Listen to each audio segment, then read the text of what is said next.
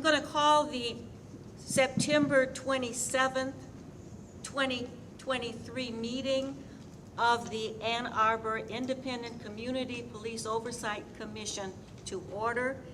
It is now 6:12, and ask Ms. Cummings for the roll call, please. Councilmember Song? Here. Councilmember Harrison? Here. Chair Carter? Here. Commissioner Offman? Present. Commissioner Phillips? Here. Commissioner Milgram? Here. Commissioner Pipkins? Here. Commissioner Merriman? Maribon. Here. Merriman. Okay. We have a quorum. Thank you. We're going to and we're just going to take care of some quick business at the beginning of the meeting, and then we're going to move into our special presentations. So with regard to approval of the agenda, I want to just make a couple of even more changes at this point. And we're going to, at least for now, eliminate old business and new business. And if we must do it, we can do it at the end. Under new business is the appointed commissioner introduction. I'm moving that. Okay. I'm moving that up under the report of the chair. Okay. Okay? So with those changes, I'd like to ask for a motion to approve the agenda for tonight. I make a motion to approve the agenda for tonight. Is there a second? Second. All in favor? Aye. Any opposed? Okay. And then you have with you the minutes from our last meeting, which was in June. May. Oh, boy. Can I have a motion? Official meeting. Right. Okay. That's right, we didn't have a quorum. Can I have a motion to approve the minutes from the May meeting? I make a motion to approve the minutes. Thank you. Thank you. Is there a second? Second. All in favor? Aye. Any opposed? Okay, very good. Thank you. Now we're going to move on to the report from the chair. And the first thing I want to do today is welcome. We had a couple of our new members. I think somebody's out of town. I heard someone was sick. So we have one of our brand new members, Derek. You told me how to pronounce it. That's not what he told me. Like marathon. Maribon. Okay. And we want to welcome you. Do you want to say anything at all about yourself and introduce? Well, yeah, happy to be here. Hi, everybody. Hi, Mom. I know you're watching. I am Mohammed's neighbor, so we align pretty well, so he asked me to be a part of this, and I'm proud to serve, so thank you. Very good. Thank you. We are happy to have you. And as for everybody to know, we are almost up to our full capacity of commissioners. As I say, about 3 that have already been approved who are not here this evening, and we have 1 who will be on council's agenda for Monday night for approval. So we are very much looking forward to that, and we will be at our number of 10. We are still, however, are looking for a youth member. So if anyone knows, we're looking for a college student preferably, who's interested in oversight work, and that's a 1-year appointment for a student. So if you can contact me, you can contact our management assistant, who, by the way, is fairly new, but she hit the ground running. We're so happy to have her, Kennedy Cummings. And so when you call our office, that's who you'll be talking to, and she is just fantastic. We appreciate her. Moving on, I want to, I'd like to move the issue of our work year. And I'm calling it a work year. It's sort of the same as school year. But as you know, we are only supposed to, we're set to have 6 meetings a year, every other month. What I'd like to do is propose that our meetings start in September and go from September to June. And then we would have July and August off. That seemed to work for us this year. Of course, if something comes up in July and August, we're available. So I think I can make that motion myself. So I'm going to move that we set our work year for our school year to go from September to June, September 2023 to June 2024. Can I have a second? Second. I want to ask for this, I'm going to ask our new commissioner was held up. This is Janet Haynes.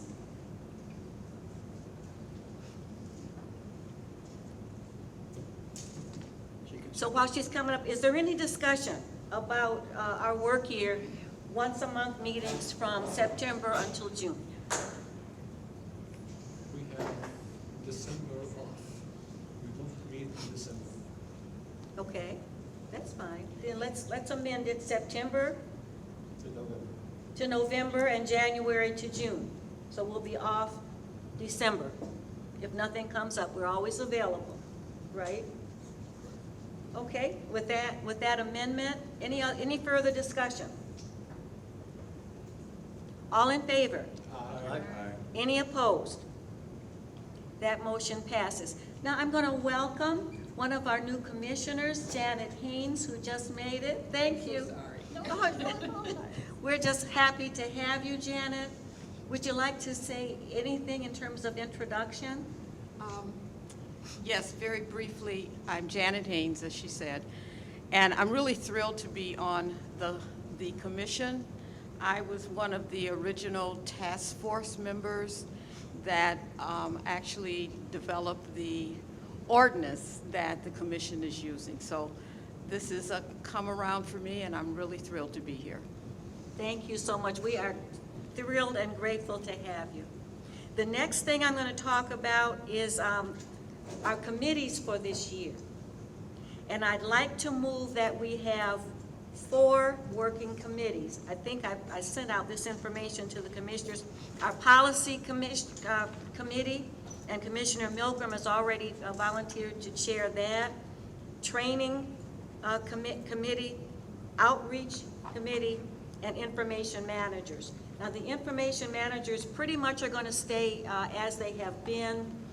There's maybe room for one other. So I would ask the commissioners to please let me know as soon as possible which of those committees they would like to be on. So I have another motion, and I'd like to move that for this work year, we have 4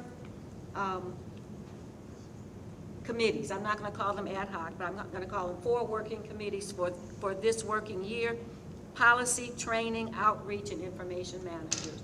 Can I get a second for that, please? Second. Any discussion? If not, I'm going to, all in favor? Aye. Any opposed?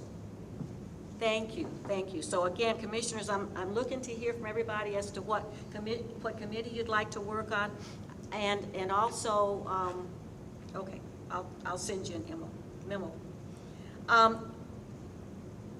We have the search continues for our new chief. I believe that it is public knowledge that our interim chief has a new job. So she's leaving us, and we are sorry to see her go, because she has been a help to ICPOC. All right. Yes, thank you. So that is all that I have to report on. We're not going to ask for committee reports this month. Is there anyone else who needs to say something that we ought to hear? If not, then I'm going to move on to our special presentations. And the first presentation is going to be from Dr. Kevin Karpiak. I'm going to give you a proper introduction. We have probably all heard of Dr. Karpiak's report by now. Hopefully some of you have had an opportunity to read it.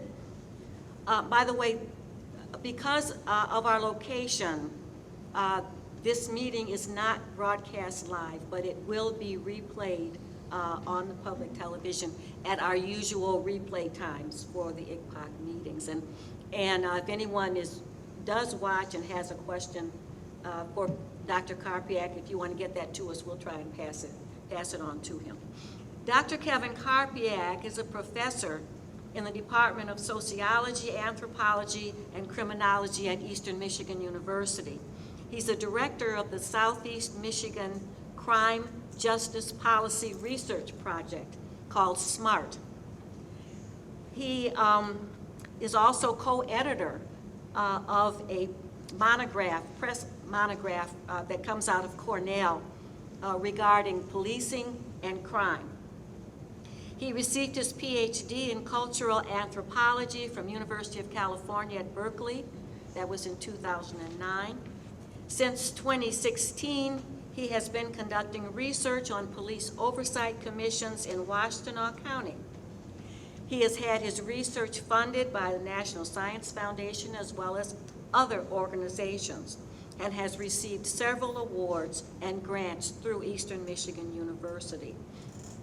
So we are pleased to have Dr. Karpiak come and give us a presentation regarding his study and the report, and hopefully there'll be questions, comments, or whatever. Feel free after he finishes. Thank you, Dr. Karpiak.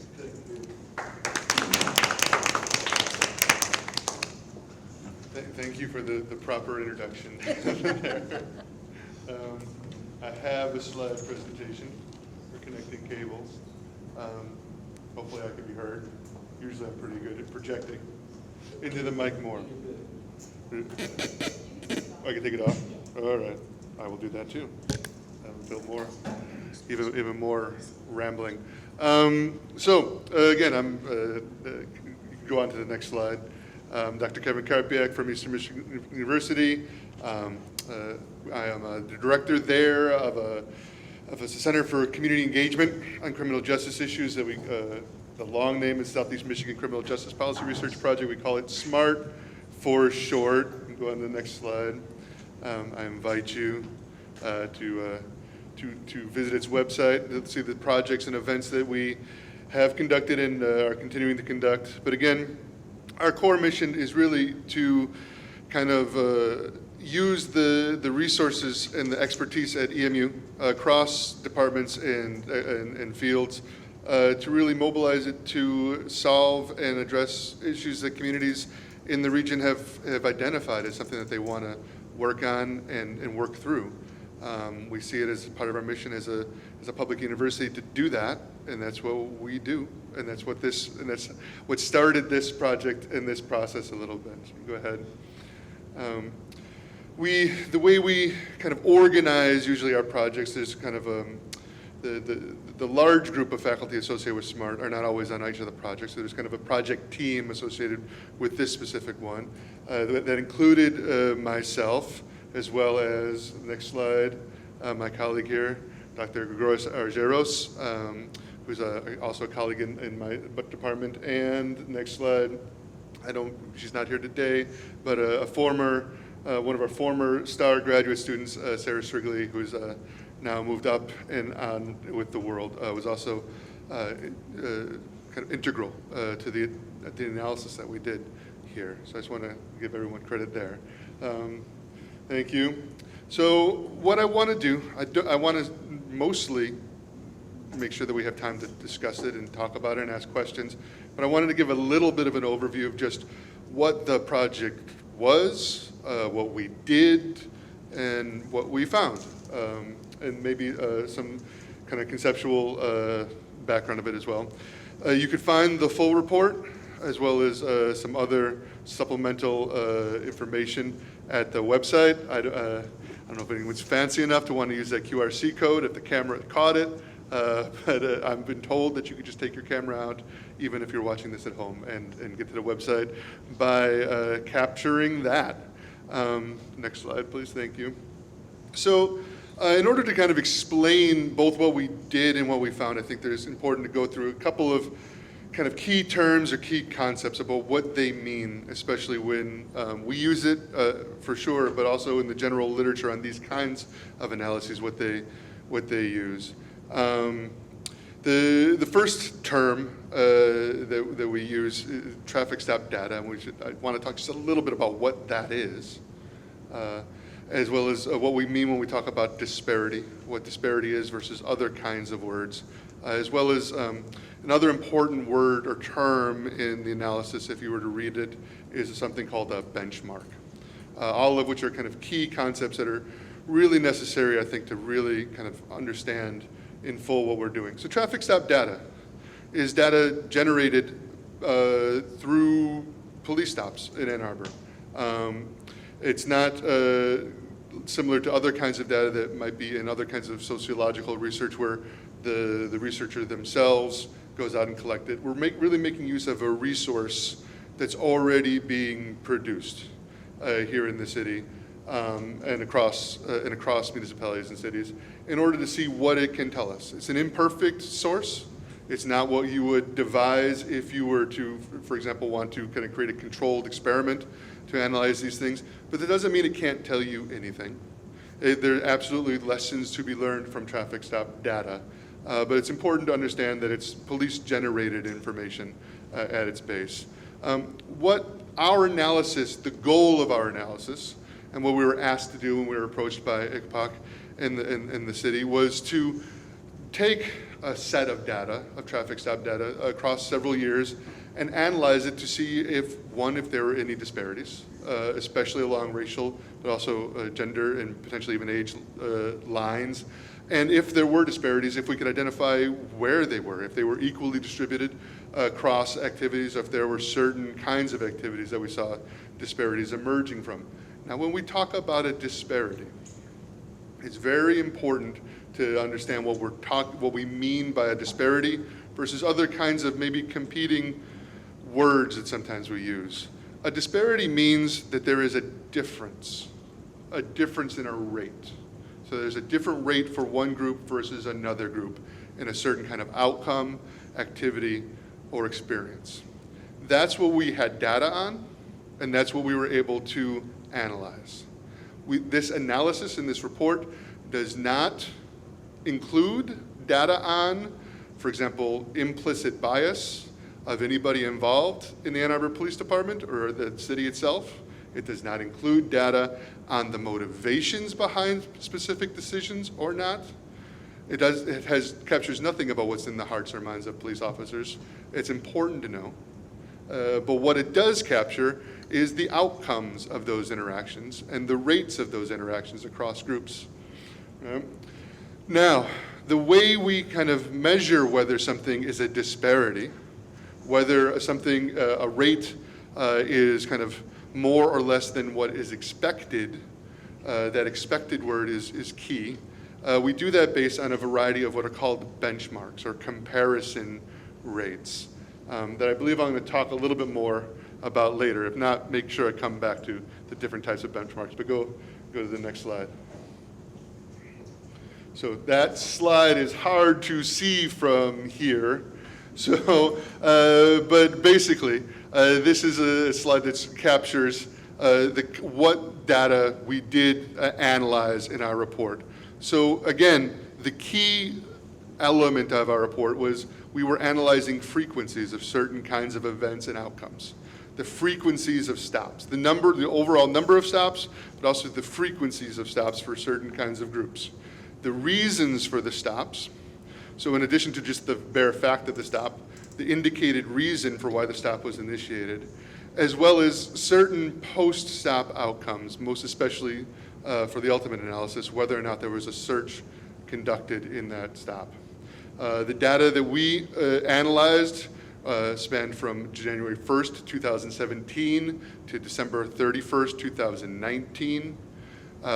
Initially, we did have 2020 in our data set, but because if you remember, there was some stuff going on in the world in 2020 which had effects on traffic patterns, which made an inclusion in that, especially in comparison to 2017 to 2019, problematic. So we did not include that in our final analysis, although it might be time to start thinking about what an analysis might look like in a post-2020 world. Now these kinds of analyses are common. They have been done throughout the state and in Ann Arbor before, as recently as 2017. But this study is different in a couple of different ways than previous studies. One, no previous study that I'm aware of in Ann Arbor, and very rarely in the state or across the country, do they involve analysis of multiple years of data. This is over a 3-year time period. Usually these reports are over 1 year. The benefit of a 3-year window, especially for Ann Arbor, is that it allowed a lot more cases to be involved in our analysis, right? The more cases we have, the more fine-tuned we could do our analysis, which enabled us to break down our analysis in a way that other previous reports did not. Previous reports analyzed disparities by race, and sometimes only certain racial categories, or they analyzed it by gender, but not about the intersection. So they might look at disparities for African American drivers, and they might look at the disparities between men and women drivers, but never looked at the interaction. For example, are there different kinds of frequencies for African American men and African American women, Asian American men or Asian American women? This is the first analysis in the history of our city that was able to do that. And I think we discovered, some important and significant things through that ability. Now, on one of the small little hexagons down there, it does go back to this benchmark issue. Again, a key kind of decision in these kinds of analyses is what the benchmark is.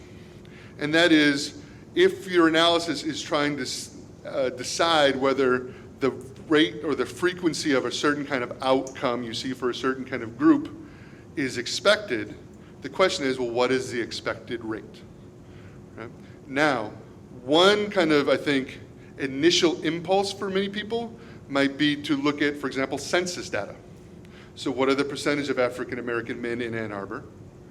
And then look at the rate of people stopped, and are those African American men that are stopped, and see if those are comparative as kind of rates. That's actually not a very good comparison, because traffic stop data is not just people being stopped in Ann Arbor, who live in Ann Arbor, it's people who drive through Ann Arbor. So census data itself is not a good comparison. So the real kind of challenge for these analyses is, well, then how do you get a good measure of who's driving through Ann Arbor? And again, there are many different kinds of ways. One of the most popular, I think because it is actually one of the most accurate and definitely the most efficient, is to actually use collision data.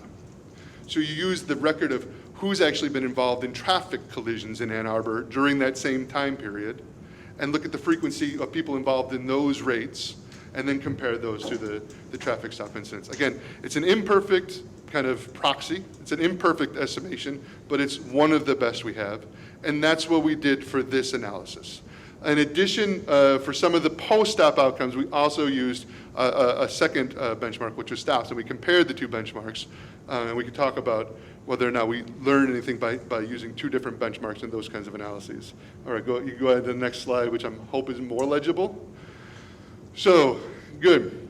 So, having gone through some of those key concepts, having gone through kind of basically what we did, our method, I think what the headlines that most people want to hear are, well, what did you find? What were the results? And our results identified significant disparities across every dimension examined.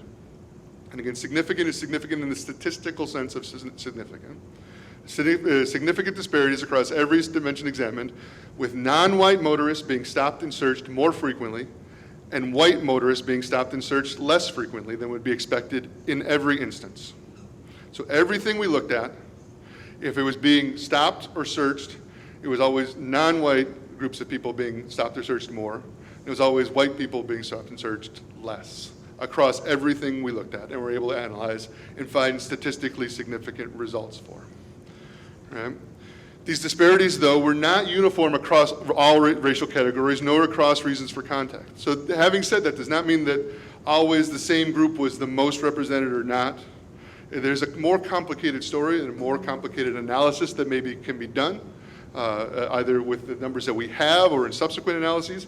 There's, I think, a nuanced story about the dynamics of race and gender and police contact in Ann Arbor that I think we could learn from there. But one of the lessons I think we do learn, or one of the take-home points, is that the largest disparities. So again, as we looked at the different kinds of reasons for stops, the different kinds of post-stop outcomes, the different kinds of race, gender kind of dyads that we analyzed, the largest disparities identified in the analysis involved multiracial and African-American male drivers.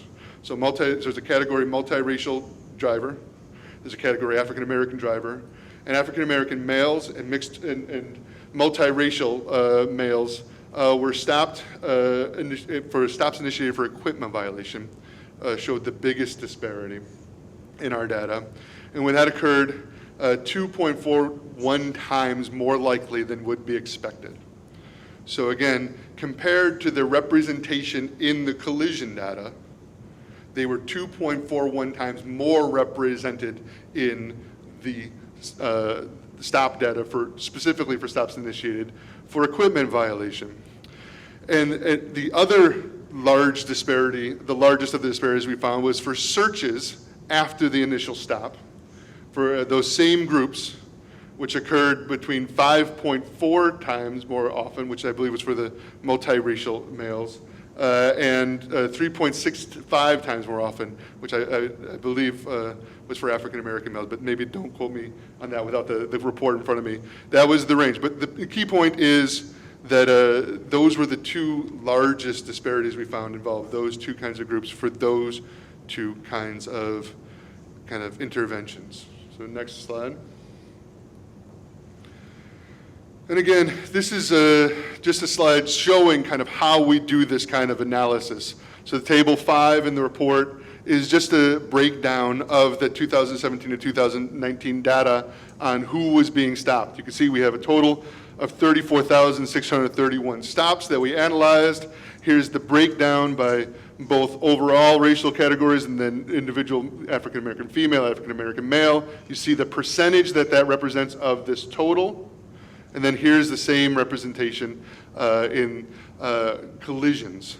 So some of those differences might not look, it's hard to tell. So again, 6.3% versus 5.7%. How can I tell that if that's a meaningful difference or just kind of random noise?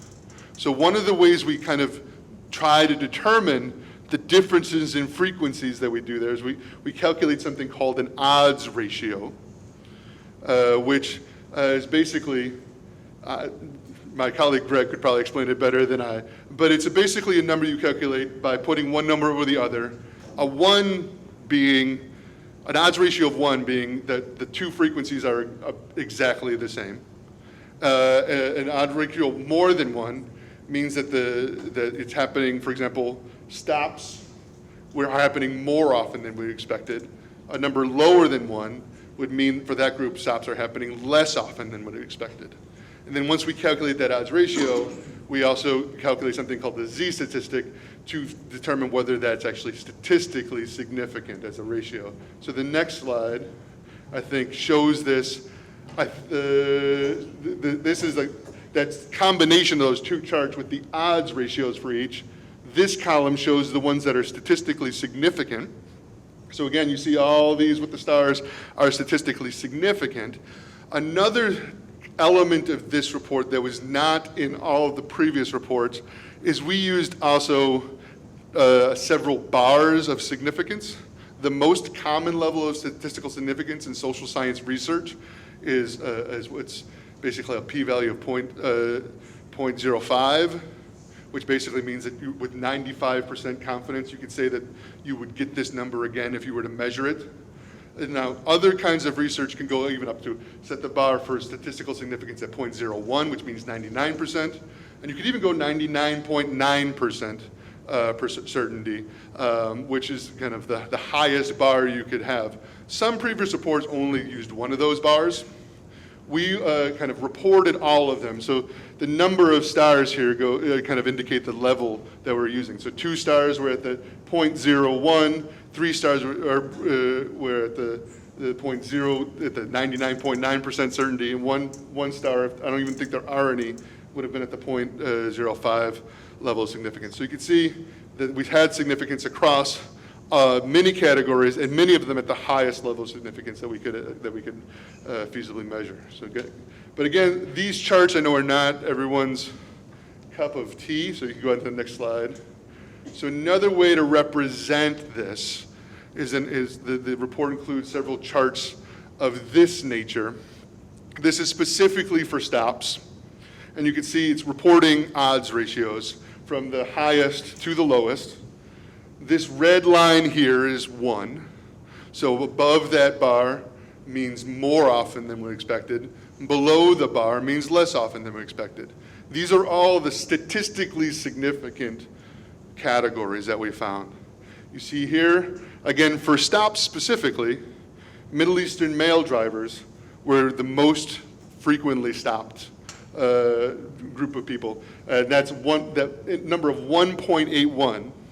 If 1 is exactly as much as you expected, 1.81 means basically 81% more often than would be expected based on their representation in collisions. Middle Eastern male drivers were represented. 1.80 is multiracial male drivers.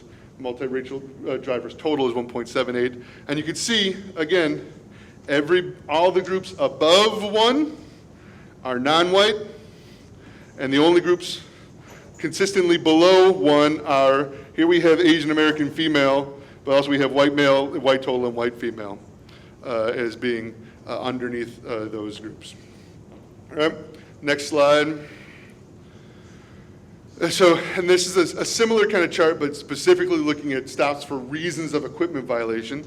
So taking out of those 34,600 some stops, the ones that were marked as indicated as being initiated for reasons of equipment violation, we see again this a similar kind of pattern with the most, but again, if for stops, Middle Eastern men, the odds ratio, the highest odds ratio is 1.81, which meant 81% more likely than would be expected. Here we see an odds ratio of 3.01. Right? So that's significant. That's remarkably higher than 1.81. That means basically that multiracial male drivers were stopped 3.01 times more often than would be expected for equipment violations than would be expected based on their representation in overall collisions. Right? And the report has, again, similar charts along these for all the analyses that we did. Again, for the one post-stop outcome we were able to do with any kind of confidence, and we could talk about what we would have liked to do and why we didn't and why we could have liked to do other kinds of analysis, but the one kind of post-stop analysis that we were able to do was for searches. And again, we have the baseline of 1 here. Everything above 1 is more often than we expected. Everything below is less often than we expected. Here we have African American men, a Native American male, African American male total, or African Americans total, all being in these rates. Here we're in the 6 to 5 range. Unfortunately, the number itself is not up there in this slide. But again, we see the levels of magnitude higher that we see for these kinds of post-op outcomes. But again, with this similar dynamic, the only groups being more represented are non-white groups, and white groups are always below. Again, there's some more complicated stories sometimes to tell here about Asian male drivers, Asian total drivers, that I think could use some nuance in thinking about, and a larger public conversation about. But I think the baseline story is as we kind of describe it in the executive summary. So next slide. So again, it was not specifically the charge of SMART to offer a list of recommendations or policy changes for the city. We were asked to do an analysis of disparities, and we did so. And we kind of described the disparities as we saw them evidenced in the data. We did include a set of recommendations towards the end of the report, many of them actually having to do with what it would look like to have more usable data. Now, I will say a couple of things about the data we did have. My understanding of how this data is collected in the state of Michigan and throughout the region, Ann Arbor is head and shoulders above in terms of consistency and in terms of the degree of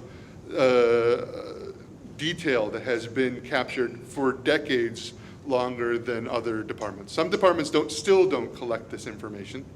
Michigan State Police have only started collection it with any kind of reasonable, they might tell you something different, but in my opinion, only reasonably consistent and usable data since about 2020. Ann Arbor's been collecting this data since 2000 by its own ordinance and by its own goodwill and its own investment in understanding these issues, and that's remarkable. And I would say even more remarkable, and my quantitative colleague here would say even more about this, the degree to the consistency with this data was kept and recorded is also very remarkable. Having said that, there were I think, certain elements of basically the software system and the way that the data is recorded that kept us from being able to do more of the post-stop outcomes that we would have liked to do. Most of the literature on traffic stops suggests that what happens after the stop is oftentimes more important than the stop itself, how they play out and the different kinds of pathways that they could take, and understanding the different pathways and the different frequencies by which different groups experience those pathways are important for understanding those disparities. Unfortunately, we could not do that based on the way that the data is recorded and collected. I think just through the software shell, that is my understanding. So we had some suggestions on how to change that and how the city might do that. And we also had recommendations about how City Council, how ICPOC, and how the city administration might use data like this in order to kind of take into consideration as they're crafting public safety policies and other kinds of policies that might affect public safety in the future. I believe that's my last slide. The questions and comments. I'm not sure, do we have now or do we do it later?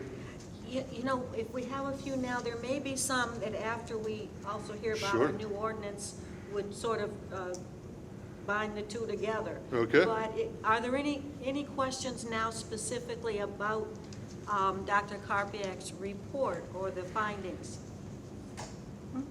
So I just wondered. Oh, I'm sorry, we need you to use the mic. Here, I'll do my Phil Donahue. I'm going to date myself again by saying Phil Donahue. Yeah, so you mentioned that age was one of the descriptors of data that you had, but none of this reports on age, and I'm wondering if age, particularly thinking about young drivers, and whether you found disparities there, what you could say.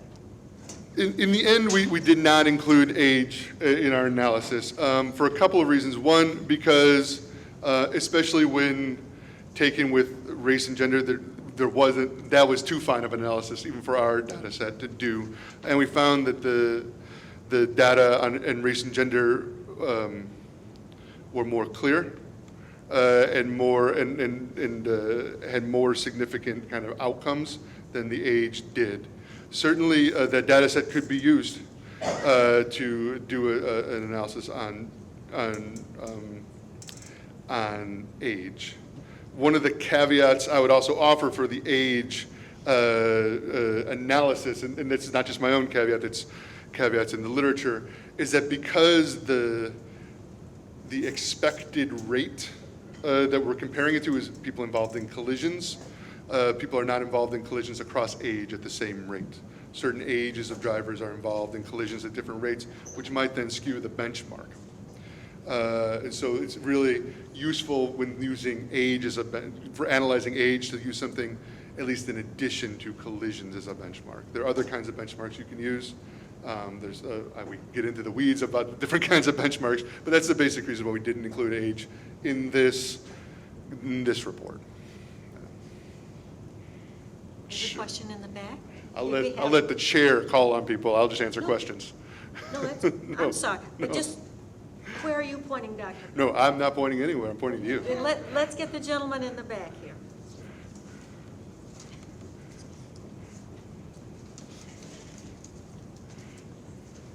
Thank you. Your recommendation, number one, that you put up, actually it was the source of my questions, in that it was many, many years ago that I was stopped, a traffic stop. And the first question, of course, was the reason, why was I stopped? Yeah. And to this day, I wish I could sit across from that officer and have a discussion with that particular reason. But you said that's a hard analysis to do. And then the second thing was what your comment about the outcomes. The outcome, in my case, was that he said it was a minor violation. If you will basically go, I expired registration, go to the Secretary of State's office, get your update, bring this ticket back to City Hall, and we'll just take care of it, right? You got 5 days to do it. That's what I did, and it was resolved. But to this day, why did you stop me? Yeah. Bugs me. No, one thing I'm hearing from that kind of, thank you for that observation. And again, when I said this is officer reported data, so when I say reason for stop, that means it's what the officer checked on the box for why they stopped someone. I don't have evidence on what was in that person's mind or heart when they stopped someone. I think you're right, it would be useful sometimes to know. But this analysis involved what was reported for the reason for the stop. And so when I say the reasons for the stop, it's stops initiated for this reason that was marked, right, were equipment violations. But thank you for that. Any other questions at this time? Here, we're bringing you the mic. I know I read this, but I don't remember. Hopefully I do. How was race determined and how was multiracial determined? So if you look at your Michigan license, driver's license, race is not on there, Yes. right? And so that's maybe someone who knows the history of that better than me. That was, it used to be, and it was removed. And so that makes this question. So in this data, it's what the officer, again, categorizes that person as. So it's not an Arbor PD policy or any, as far as I know, any police department's policy to ask in the middle of a traffic stop, excuse me, are you black? Or are you this, right? That is maybe not the time and place to do that kind of work. And so that's kind of what the officer categorizes that person as, which on one level, there's questions about that, of how are people categorized, especially some of these categories like mixed race and Asian versus Pacific Islander. I think there's some great questions there. But on the other hand, and I've said this at other ICPOC meetings, but I think before, if the goal is to understand disparities in the practice of Ann Arbor Police, you want to know how Ann Arbor Police are categorizing and understanding people. And so actually in a weird way, if for example the study was on, I want to understand better the experience of African American drivers and their narratives, then I want to know how the people themselves identify. If I want to know how people are being kind of identified and then how they're treated by a certain group of people, I want to know how that group of people is categorizing them.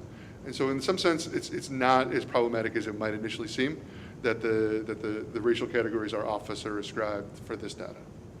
Now, having said that, one of our recommendations was that it's not clear to me where the specific categories that are used by Ann Arbor came from. They've been used for a long time, and maybe they could use a reconsideration, for example, bringing them more in line with the categories that are used on the U.S. Census, for example. May be useful, or maybe not something we want to do, but something to consider, for sure. I have a question. So you mentioned that the officer can only check one box in terms of what happens after the stop. So if it's a stop and a warning, if it's a stop and a search, if it's a stop and a search and an arrest and so forth, we can't tell what happened after the stop. And as I understand, it's because of the way the categories are reported? Mm-hmm. So search was a separate box. Okay. So search is a separate, so we can see the reason for the stop, whether or not there was a search, the type of search actually that was conducted, and then the outcome of the stop, which there are more options than this, but the main three are verbal warning, citation, or arrest. Now, it is my understanding there are better experts in the room than me on this, although I've had, at this point, many hours of conversations with police officers in the region about this. Ann Arbor is over 100. Some departments in the region subscribe to a program out of Oakland County called CLEMIS, which is responsible for our data management. It's my understanding that the way that the portal works is that it's a drop-down box in which you cannot select multiple entries. And so, for example, in cases of stops that have, for example, both a verbal warning and maybe multiple citations and an arrest, it's not able to indicate that with any kind of nuance. And that fact meant that we could not analyze the data for those things because at the very least, it would mean that things like verbal warnings and citations were being underreported in the data as it's reported to us. But without actually even a consistent policy about which selection, which we weren't sure about what the policy, how that data was entered, it was more or less unusable to us as is, and could be easily fixed if whoever the computer programmer is makes that a multiple selection drop-down box versus a single selection drop-down box, which my understanding is City Council has asked for. Again, the people know more about it than me. Commissioner Hoffman? Oh, okay. Yeah, thanks for your report. Tell me this, it's very emotional for many African Americans in particular to like walk through this. Yeah. You know, because we all carry, I'm general, well, no, I'm not general. It's the truth. We carry many, many deep-rooted scars. Yeah. And some of us make it out of the interaction fine, and others, so it's not so fine. I just want to caution us to the amount of trauma and emotion that's involved with what you're helping us to see. So I think it's very important that the city chooses to accept the data in a manner and hopefully provide something in a very precise way, something that's a clear deliverable. Because like I'm listening to you and I enjoy stats and it's fun to see. But the truth is, hell yeah, this is the way it is, and there are factors that may influence why these experiences are this way. But I'm hoping and praying that we really get to some level of solution from it, because it is very emotional to hear. Because I have my experiences, and we carry other ones as well: employment, driving, living. You know, sometimes I want to get in shape, so can I go walking at 10 o'clock at night because I live in this cool area? I don't know, you know. Yeah. But it is, I just want you to know the emotional part, and I don't want it to get lost, and I don't want this to be just some release, some emotional release, because that actually, you know, would hurt our moving to a solution. And that would prevent Ann Arbor from attempting to be what it needs to be, which is better.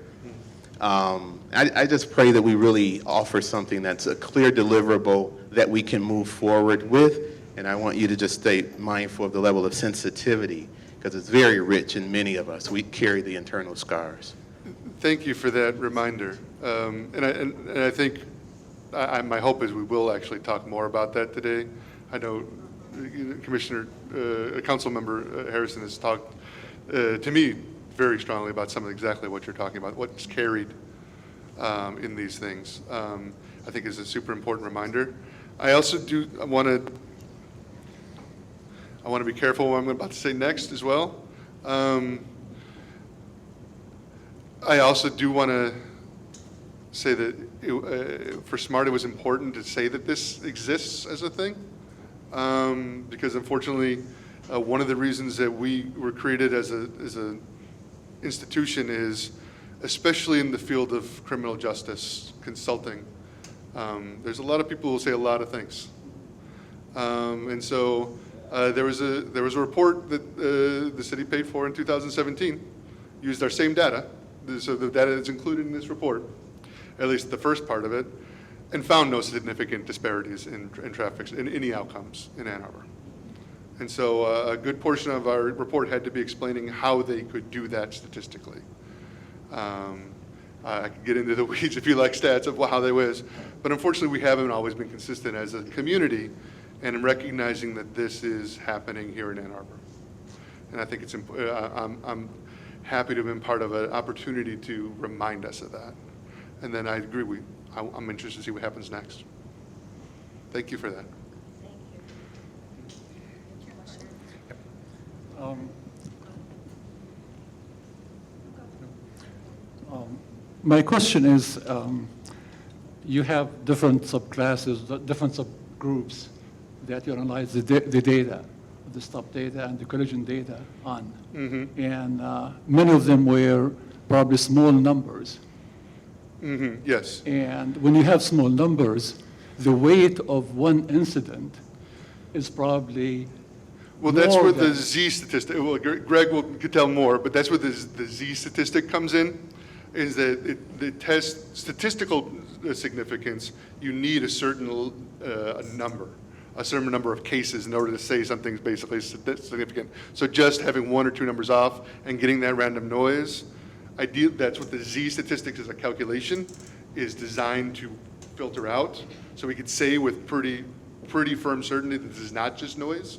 And so when I'm saying these are significant results, the ones on those charts were only the ones that passed the Z test as being statistically significant. So you'll notice that in our report, a lot of the Pacific Islander and Asian, specifically Pacific Islander Native American, we don't have a lot of significant results for them. Not necessarily because nothing's happening, because there were very few numbers. And so we weren't able to say statistically that this was a significant event. We can't say that it is happening, and we can't say it's not happening. It's just we have no statistical significance in that ratio. I think it's important to just explain to people, lay-back people who don't know statistics, Yeah. that the statistics that you are using to analyze the data would filter out any noise. Yes. So anything that's being presented is significant Yes. in spite of the noise. And for most of it to a very high degree, to 99.9% certainty that if we were to do it again, we would get the same result for that specific calculation. And then when you see it again and again and again and again, I think the major narrative, I could be very confident in our results. Thank you. Thank you for that, though. Thank you. It's hard to know how to get, I'm not a stats professor, and I know no one wants to hear me talk about stats. Okay, in the back from the city attorney's office. Thank you very much. Hi, how are you? Hello, how's it Dr. going? Harpiak, I'm good. I'm Jen Janetsky. I am the Ann Arbor City Prosecutor at this time. For those of you who do not know me yet, I've come in on a restorative justice platform. So I'm working to change the way that we do things here, at least in the city of Ann Arbor. I have one thing I want to clarify, because I am not a statistical genius by any sense. So I Okay. want to understand one of the charts you put up. You Okay. had a chart that had data with respect to traffic stops and data with respect to crash stops. And you had dark green Collisions, and light yes. green dots. Can we go back to that slide anyway? Can you, is that, all right? It's the one with the two charts Yeah. next to each other. Or it was the chart, not the Correct. table. Correct. It Okay, was- yeah, okay. We had Okay, circles all right. in. We can get into, again, this will be one of them, how far in the weeds we want to get, but I'll show you. So basically. Right, this is exactly it. Okay, so I'm understanding, Okay. and please feel free to Sure. talk about it in any way that you like, but the thing that I'm trying to understand is it looks to me like the collision benchmark is Higher. statistically significantly higher in every circumstance than the traffic stop benchmark. Am I reading that correctly? Well, okay. Let's see how brief and clear I could be here. So I said for most of the report, we used just a collision benchmark, which means we compared the rate of that kind of frequency to collisions. One thing you can do with post-stop outcomes is you could compare it to both collisions and of all the total stops. So this is, of all the total stops, what percentage of African American men are searched, right? And this is compared to all the people involved in collisions. like, and then you calculate that odds ratio. Like, there's one reason to not do that as a benchmark, stop benchmarks, is because if there are already disparities in the rate of stops, if you're using stops as the rate that you expect for searches, you're already baking in the disparity, right? If that makes any sense. So that's why on its own, it might not be useful, but as a kind of comparison to the collision benchmark, if it's telling a similar story, so I agree, it's always lower. So it's always reporting a lower disparity, as one would be expected, because you're baking in the disparity of stops itself. But this is actually showing, in addition to the disparity in stops, there's an additional disparity in searches. So even if you break out the disparities that you see in stops, that particular outcome has additional rates of disparity, is what that's actually showing us. So it actually is helpful for understanding where in the process disparities are happening. They're absolutely happening in stops, but it's happening also because if the rate of disparity for stops was the same as, the rate of disparity in searches was the same as in stops, that this light green would be at 1, right? This is actually showing us that there's even disparities even after you take out the disparity of stops, basically. So there's additional degrees of disparity being produced in some of these post-stop outcomes, right? Now the dark green is kind of with the stop disparity also in it. So that's why you're seeing a higher degree because it's taking both levels of disparity there. And so that's why it's useful sometimes to use multiple benchmarks because they can kind of tell you different aspects of the story. If we were able to do more post-op outcomes, we could probably continue to do some of this to see not just is there overall a disparity, but where in the process are these disparities kind of happening the most. Thank you for that clarification. I appreciate it. I have one very brief thing. Did I do that right, Greg? All right, good job. Okay. Yeah, and I think that's emphasize how important. much- That was important to understand, and you hadn't yet clarified that, so I appreciate that clarification. The second piece of it is this. What would you recommend? We need to make changes so that you can get better data. And some of that is with Clemis, and we've taken action with Councilmember Harrison to move in that direction. But another problem that I see from my perspective, and you've touched on it, is that the categories aren't the same on the UD10 form that we use for traffic collision as they are on our Clemis forms. So we have categories, entire categories that can't be captured properly because they don't exist. So what would be your recommendation so that we can fix that? So it's important, again, this speaks to, again, the degree to which Ann Arbor as a community is committed to collecting this data and understanding it. This collision data actually doesn't come from the state of Michigan, which I think is where some people get that because they use different categories and they've only been basically collecting it since about 2020. Ann Arbor has been collecting its own data on race involved in collisions using the same categories as the stops since I believe at least 2017. Maybe even before, but at least 2017, I think they started, they were able to provide that, at least for the previous analysis that happened in 2017, use the same collision data generated by the city itself, not the state. Thank you, I appreciate it. So I'm going to ask Dr. Karpiak if he would please stay for the rest of our meeting. We have another element that we want to talk about, and maybe there'll be further questions. I know there's at least one further question from you as we move forward, but I want to make sure that we are respectful of everyone's time, and this meeting is going till 8 o'clock. So our second presentation, and you know, it's interesting, I think with some of this data, what it shows, if nothing else, is that what Americans of African descent have been feeling is true, for whatever reason. And now, what do we do? Where do we go from here? And I think our next speaker is going to sort of help us with that. And we're going to hear now from Councilperson Cynthia Harrison. She is, I think, a lifelong Ann Arbor resident. She certainly went to school here in Ann Arbor. She was at one time a member of our commission and now is a council person. She describes herself as a criminal legal reform advocate. And certainly during her time on council, she has done that type of advocating and has drafted with the help of the city attorney's office, and we do appreciate Attorney Janeski's help with this, put together and had passed an ordinance with regard to traffic stops. And so we're going to ask her to present at this time. Thank you, Councilperson Harris. Thank you, Chair Carter. Is it okay if I sit here? It's okay with me. Okay. So this will be less of a presentation, I think more of a discussion. Let's see, where should I start? I'm going to start with Kennedy.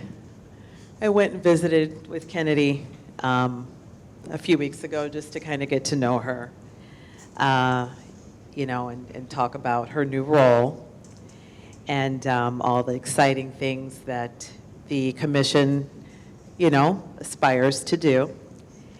And so we talked a little bit. We talked about the next event, which is tonight, and she's like, "You're going to present on the driving equality ordinance." And I was like, do I have to? So I found out then.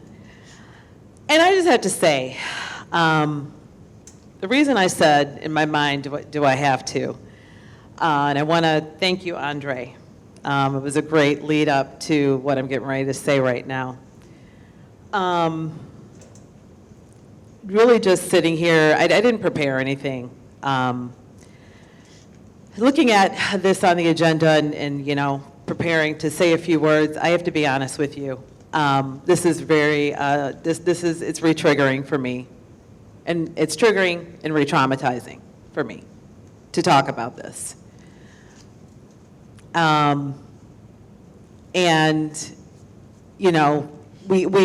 City Council, we passed the driving equality ordinance on the second reading. It was July the 6th. So I'm really happy, and we worked hard on this. I kept really close in contact with Interim Chief Metzer. I'd like to thank her for her support with, the passing this ordinance and her input and, the things that she contributed and all of that. That was very, very helpful. So thank you, Interim Metzer. Appreciate you. The reason why it's hard for me to talk about this is because, when we passed this and when this was coming up, I think that there were some that may not really have fully understood, why we had to do this in Ann Arbor. We've got our esteemed Ann Arbor Police Department. We don't, that I know of, have stories of police brutality and excessive use of force and some of the things that we've seen nationally across our country. And so, when Kennedy asked me to talk about it, I was like, again, because I've been talking about this all year, but I'm happy to continue. What I think that some didn't understand was that, the reason that I wanted to, have this type of legislation, local legislation, pass within our city, within our police department, is because really simply, when like I said, we don't have like all these stories of like police brutality and, a black man hasn't been killed by the Ann Arbor Police Department, and is because really what I was trying to do is limit unnecessary contact between law enforcement and civilians. Simply put. What people need to understand, and I'm going to speak for myself because I'm a black woman and I was born and raised here, and I'm the only person that sits on city council that was born here, and I haven't left. It's really odd. It's a little weird, but it just is the way my life worked out. People are like, "Are you really from? You still live here?" It's like, yeah, it's a long story, but yes, I'm still here. Is that, you know, when a black person, I'll use myself for example, is driving and, you know, we're like, I don't think I'm speeding. I don't think I, you know, committed any, you know, infraction or anything, but then a police officer pulls up behind me. They're behind me for a while. It seems like now they're following me. There is something that happens to black people, and, you know, black and brown people and people of color. And it's a physiological stress response that occurs. And for me, again, speaking for myself, who barely, you know, has as much of a parking ticket currently that I know of. I don't think I have anything that I've committed recently, but you know, when an officer is behind us, you know, there is this physiological stress response that occurs within the body. And when this happens over time, it is sustained chronic stress.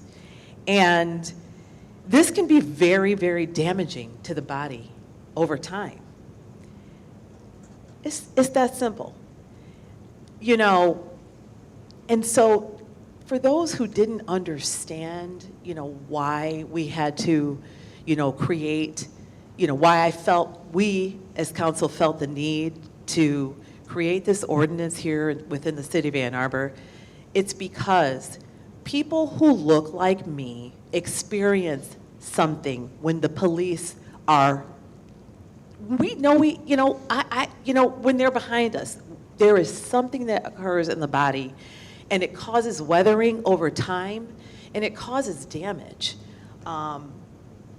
You know, physical, you know, it causes damage. And so this is why I wanted to do this. The reporting, the data, you know, that's really, we want to be data driven.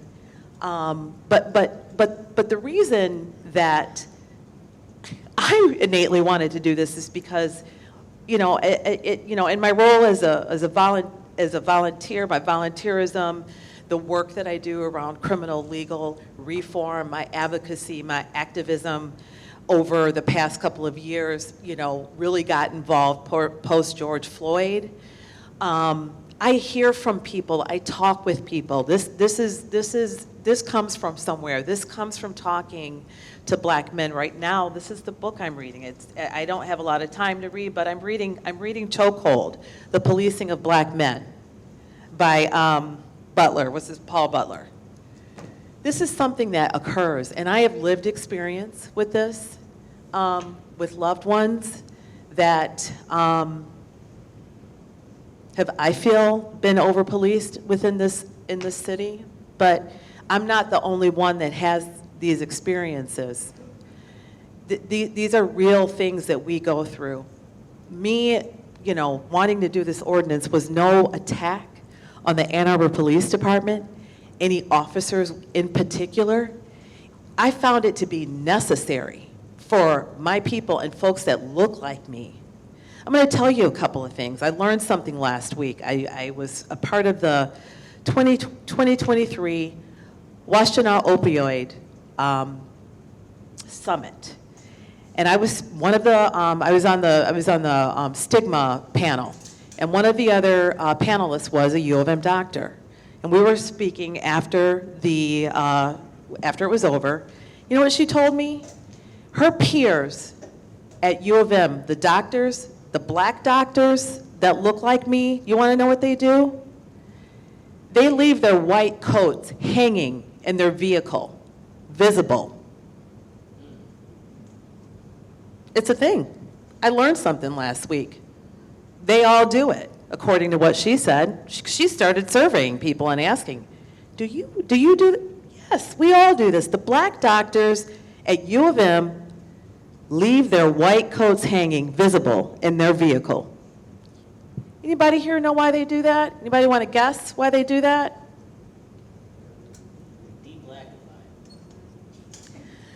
My neighbor's son, black son, just started driving. He's, gone through driver's ed and he started driving. Want to know what his friend told this young man's father? The young man goes to Green Hills. He said, put a Green Hills bumper sticker on the vehicle that your son's going to be driving. This is in Ann Arbor. It's 2 doors down from me, my neighbor. This is real, folks. These are things that we, as black people, experience when police are nearby, when they're behind us. Is today going to be the day? Is this going to be the wrong officer? As a black woman, I had a black woman say, is Sandra Bland, am I going to be, is this going to be the Sandra Bland moment? Is this officer, did they grow up around other black people? Or are they from one of our many surrounding cities that likely didn't grow up around people that look like me? So, like I said, I didn't prepare anything because I was really, I was like, I'll do anything for Kennedy, but I was just like, so I do have a couple of notes from just kind of a repeat of some of what I said when we passed it, but we need to acknowledge the fear, the stress, the trauma that black and brown communities face when loved ones are simply out driving. This fear isn't abstract, it's not unfounded, it's grounded in a history of racial profiling, discrimination, and a disproportionate number of police violence incidents towards black people. The trauma associated with this fear is immense. Mothers find themselves in a state of perpetual anxiety, always worrying about their children. The constant fear can lead to conditions like chronic anxiety, depression, and even PTSD. As a black mother, it's on my mind all of the time. I can't 24/7 if I know that my child is out driving or going somewhere or just out driving. It is a fear that I live with every minute, every second of the day, all day long. And I just have to tuck it away somewhere so that I can go on with my life and that I can be productive and get things done and not let it kill me, really. But inside, it's doing its job. And so I just really need and would like for folks to acknowledge and hear me when I say this is real. This is real trauma. This is real anxiety. This is real fear. It's not an attack on our police department. I'm saying that because I had a community leader that spoke to me and said that she got yelled at by an officer, and that the officer said, they're taking our tools away. Yep, it's a true story. She got yelled at. I just realized, I realized it was a she, but that it's an investigative tool, secondary traffic stops, using them for a reason to stop folks, or pretextual stop to take, pretextual stop is once, you use a secondary stop, the reason to stop someone, and then proceed to search the vehicle looking for, looking for the gun, looking for paraphernalia. So, or drugs, the guns are the drugs. So, yeah, I had someone tell me that we are taking away their investigative tools. So anyway, I digress, but again, really, my ultimate goal in doing this is to limit, and you know, when I say unnecessary traffic stops, the stops are, you know, these are non-safety related stops. We chose non-safety related stops. So to just limit unnecessary contact between law enforcement and civilians. I've had black men tell me they've been chased out of Ann Arbor, by the Ann Arbor Police Department. I mean, that was just a story someone shared. That was just the way they felt, okay? That was their personal experience. But again, solely, that was my goal, was to just limit that unnecessary contact. So, you know, we do have our esteemed senior assistant city attorney here to answer any questions that are legal related, but I'm just kind of speaking from the heart. So does anyone have any questions about? Before we start with questions, let me just say that, because I asked one person to hold a question, but, you know, as we look at this, and just as an aside, a statistic that I heard last week, 55% of black women have hypertension. Yeah. So that, you know, much higher than our counterparts. So it's not just policing, of course, but that's certainly a part of what we live with. There is a connection here because, as I understand it, part of Dr. Karpiak's findings were that a lot of these stops had to do with equipment violations. So if we eliminate equipment violations, what does that then do to what the picture looks like in Ann Arbor? And I'm hoping that we can do some future study using data after this ordinance has passed, or has been in effect, because it's already passed and in effect. So I just wanted to say that. I don't know, Attorney Janeski, do you need to say something now regarding anything about the ordinance? No, I don't need to. I just wanted to be sure to be here. No, I don't need to. I just wanted to be sure to be here to help explain process if anybody was curious about how we came about creating the ordinance, and to support Councilmember Harrison if she had things she wanted to throw my way that were legal in nature. So that's why I'm here. If anybody has questions, I'm happy to answer them. Thank you very much. And now, Councilperson Song. God, following Cynthia, I feel like all I can say is no notes. It was a question for Dr. Karpiak. I'll just email you later. It's just really inconsequential, honestly. He stayed to No, get the questions. no,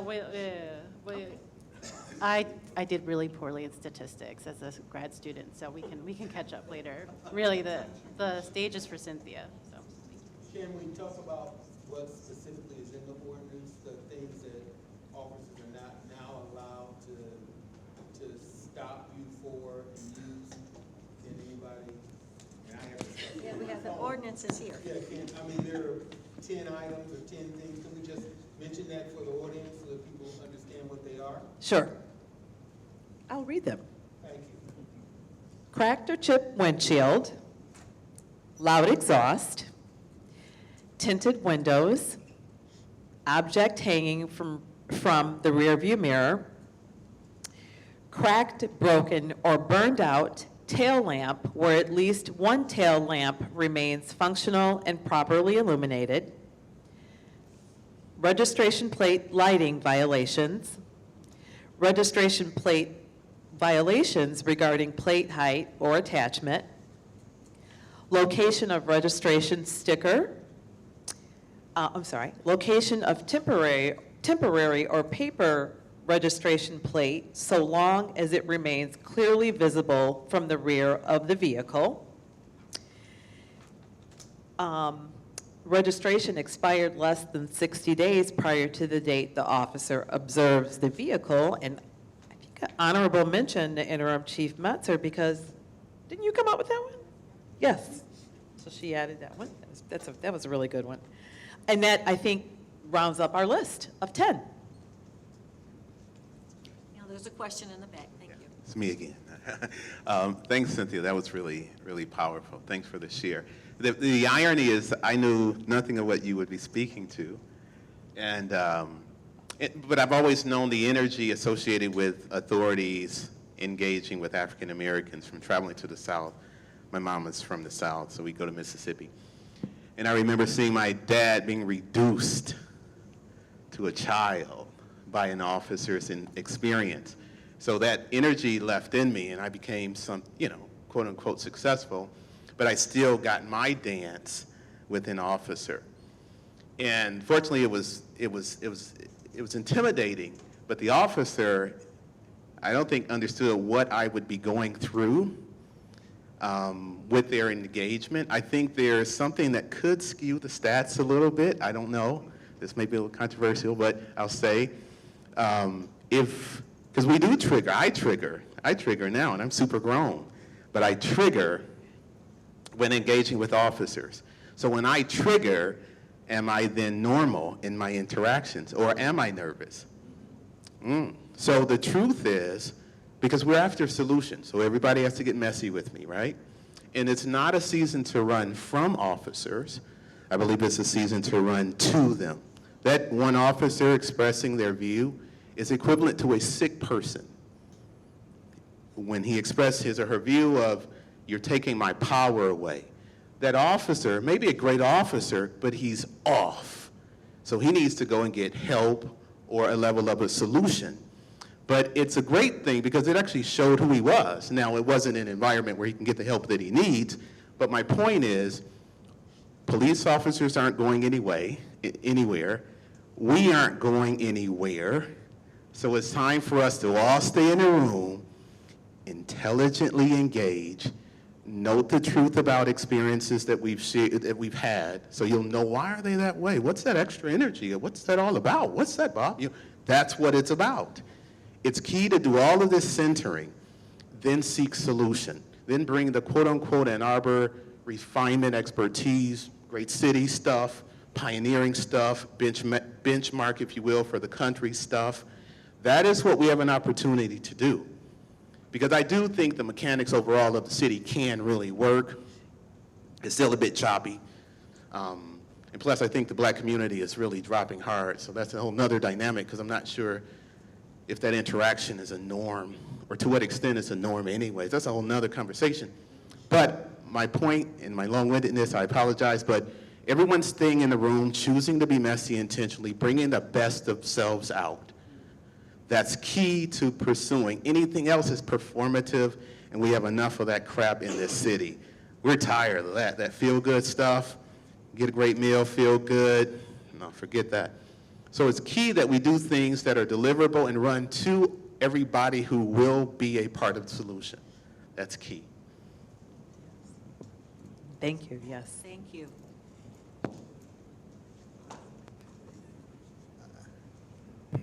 Hello, y'all. I'm trying to flesh this thought out as I go. The one thing, if you'd allow me to pivot for a moment, a consistent through line that I'm hearing or that I'm seeing is to pivot kind of, I guess, from the sort of the trauma-centeredness which so many of us endure, which can make these discussions, difficult and sad at times.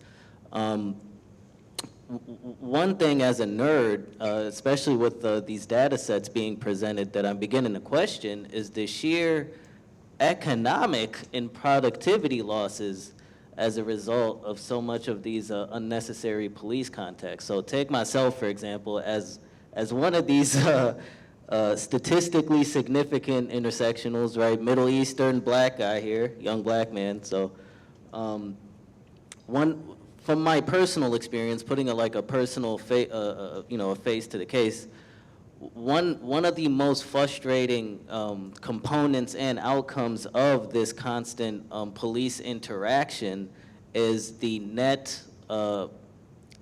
loss of productivity that occurs as a result from that, whether it be employment, just the frivolous fees and court procedures and legalese, minutia that often come as a result of contact with police. So I would encourage the audience and folks around to just begin to consider that as well when we're talking about so much of these interactions between certain communities, not just communities of color. I say this as a poor black person as well, poor folks especially, right?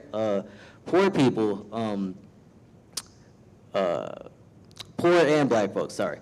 That so often have our lives derailed in unforeseeable ways through police contact. And also, sorry, a little bit winded like my brother here, but the police could be doing other things, right? We have a list of 10 items that we have to specifically address, and as you hear that, things as frivolous as, the specific placement of stickers on your license plate and this and that, that 20-minute, 30-minute traffic stop that police officer is doing that is, I see that as an insult to taxpayers, right?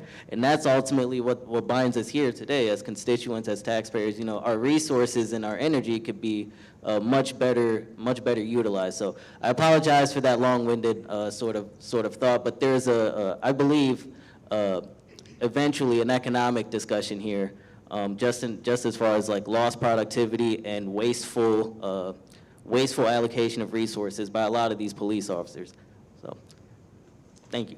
Thank you very much for that comment. And inherent in some of the findings, if we're talking about things like a broken taillight, someone of lesser wealth would be less likely to be able to fix that taillight right away, rather than I've got to go to work and I can't get it fixed right now.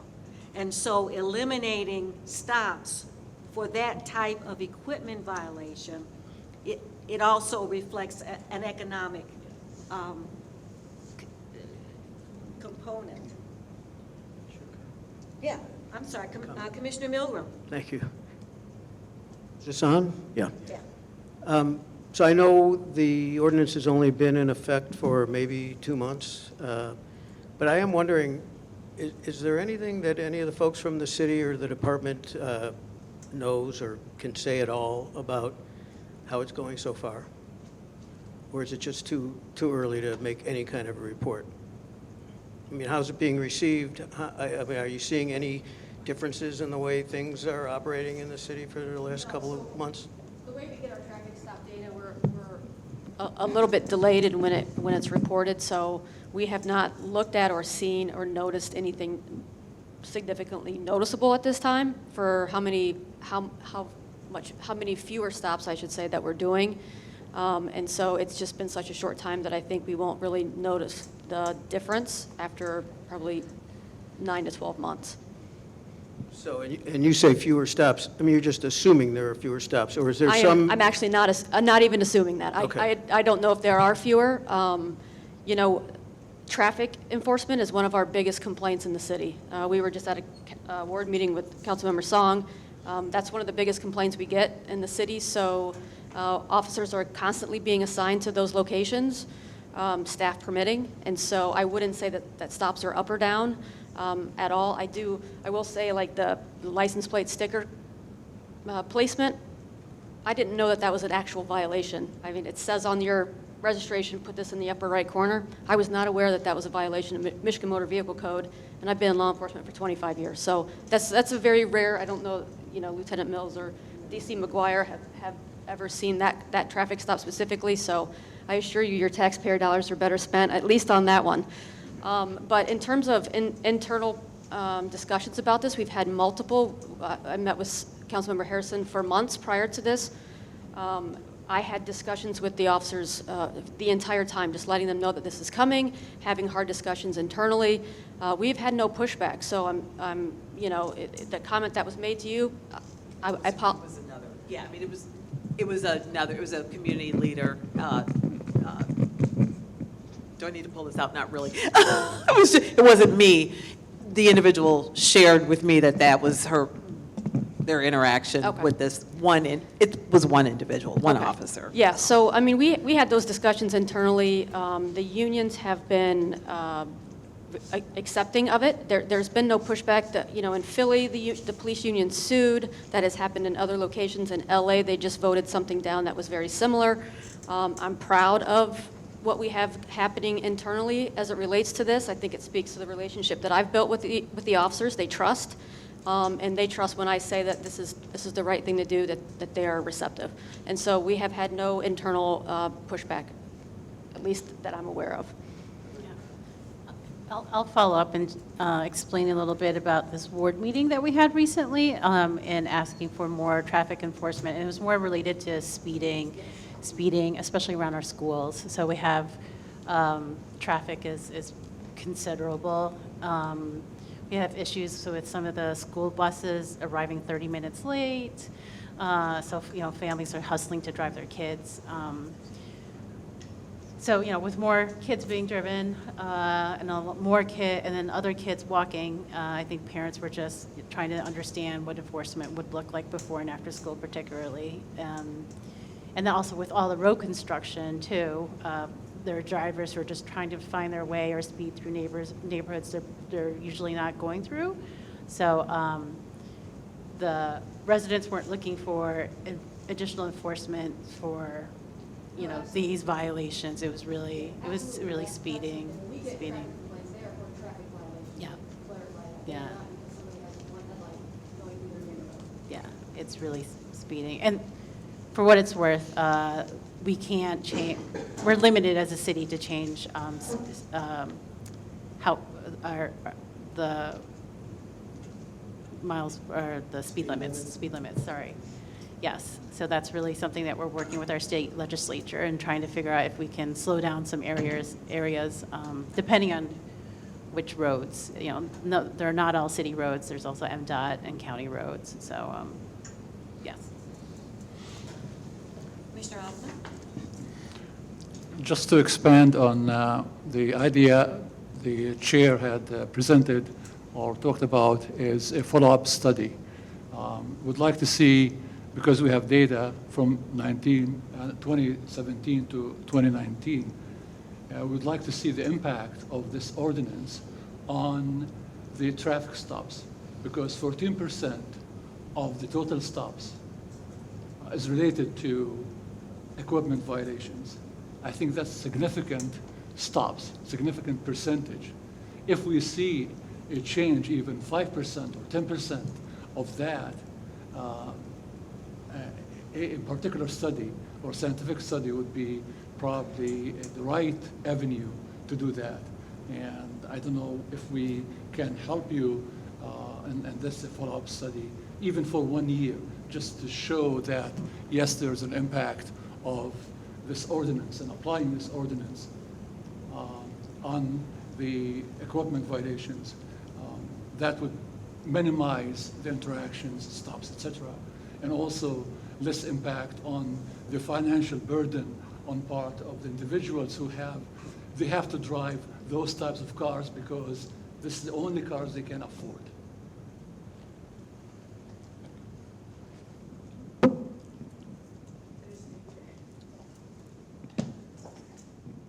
I just want to briefly piggyback off that because I know CM Harrison won't say it herself, but when writing this, she said if we make one traffic stop less, it's worth it. Thank you. Thank you. There's a question in the back, Ms. Cummins. Hello. I really don't have a question. I just more so have just a comment. I am a woman of color, and I locally do live in this neighborhood, and I have young sons. I would say probably about a week or so ago, I was stopped in my neighborhood, and I had my young son in the back seat. And it was dark, and, you know, we pulled over, and the officer, you know, comes out and asks me for my license, everything like that, and I gave it to her. And so my son is sitting there, and he's like, well, Mom, why are we being stopped? Did you do something wrong? I said, son, I don't know what I did wrong. I don't know why I'm being stopped yet. I have to wait until the officer tells me. So of course, that's already like we talk about the stress. As a woman of color, for me, when I'm being stopped, the first thing in my mind is get to a well-lit area. I'm not thinking about the fact that I see red and blue lights behind me and I need to pull over and stop. I'm thinking about my safety as a woman, usually traveling in the car at night alone or with my children. Get to a well-lit area or call someone on the phone so that I have someone on my side other than my children present in the car with me. So anyways, the officer says, well, your insurance is not showing up on your car. I said, okay, well, I've always had insurance on my cars, never lapsed. And here is my insurance. Had it since it renewed in July. You know, she said, okay, well, sorry to stop you. I see you live locally in a neighborhood. Go ahead, get your son home and everything. And you know, she overheard a conversation we were having at the same time, and I explained to her. I said, I'm sorry. I said, my son is just a little nervous, but I just explained to him what was going on and everything, and so we're about to be on our way. And so, I shared with her. I said, he asked me, what did I do wrong? And then she made the comment like, well, if you're not doing anything wrong, you don't have anything to hide, you don't have a problem. And I was just sitting there like, did she really just say that? And the fact that she was a woman of color really took me back like, okay. So we ended up leaving, but I explained to my son, unfortunately, that's not the case. You can be doing something not wrong, and it still doesn't go the way that you expect it to, and you don't have anything to hide other than the fact that you have authority over me. You can pull me over for whatever reason you say. You have a gun. Majority of the police officers are males. As a female, that's scary in itself. So one thing that I will share, I know personally for me, the disconnect between the community and the police. It's kind of hard when you don't know your community, when you're not out in the communities that you're policing. You're not in the neighborhoods, in the apartments, just hanging out, not being an officer, but being a person, another person, getting to know the families, getting to know the children in the community, their names, the families. It makes a totally different experience when you need to reach out for help because it's a stranger. You're supposed to just call an officer because they're an officer of the law, but that's the disconnect in the African American community. You're a stranger, we don't know you. Just because you have authority, you're the law. Not everybody even understands the law or what their rights are or are not. There's a disconnect. A lot of things the gap could be bridged if it was more of a human person experience on the level. You gotta meet people where they're at. People can't meet you where you're at because you have a gun and you're the law. So you gotta come down to where they're at. Understand what their stresses are. Understand the dynamics of the community. Understand the children, the single moms, the working people. Like I said, I work at U of M myself. Always in my scrubs with my name tag showing. I get it, with the white coats hanging, I get it. But yeah, it's just, the police have to get to the level of knowing the people that they're protecting and serving.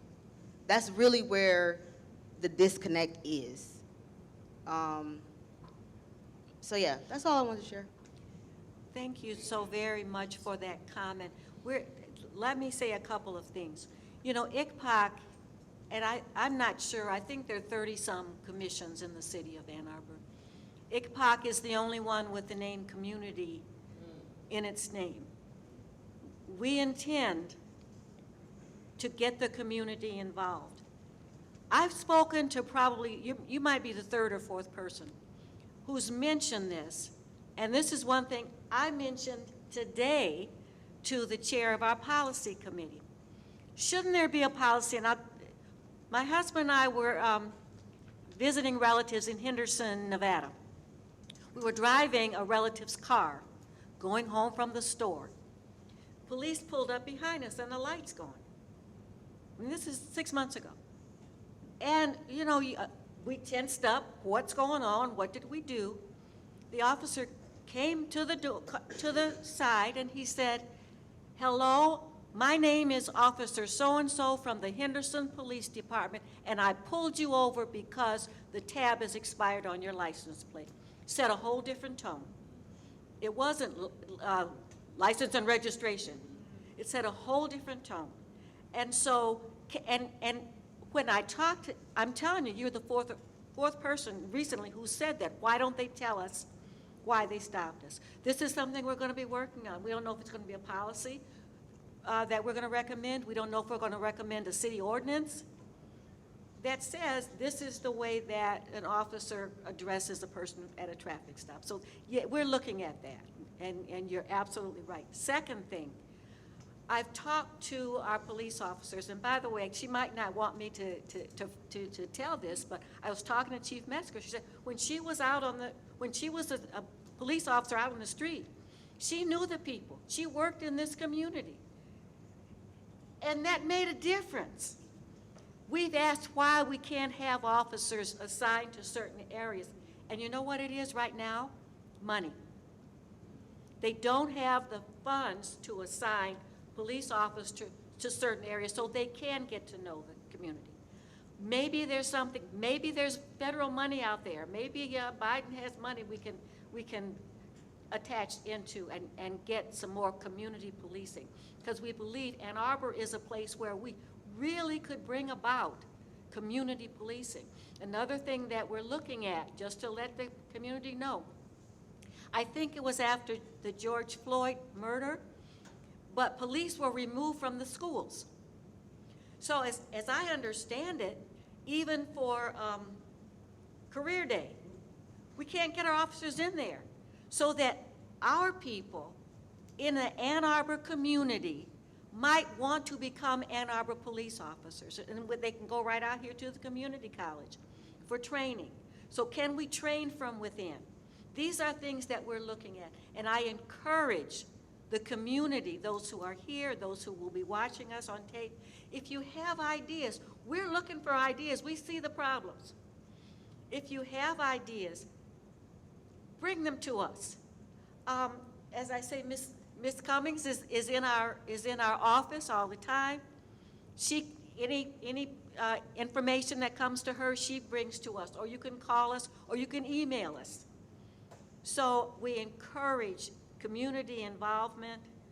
We thank you all for coming this evening to get a start on that kind of involvement. We're going to try to look at some of these issues. I want to thank Dr. Carpiat and his associate for coming, explaining to us as you did tonight. We appreciate you. I want to thank Councilwoman Harrison for coming and pouring out to us her feelings and what was behind the driving equality ordinance. And I thank all of you. Is there anything else that we need? Yes. Chair Carter, can I just say that first, well, there's two things. This commission meets every month, and yeah, we're here today at Peace Neighborhood Center, but we want people to come down to City Hall, which is where we meet regularly also. So we're in the community today, but we also meet at City Hall, so please come there if you have anything you want to discuss.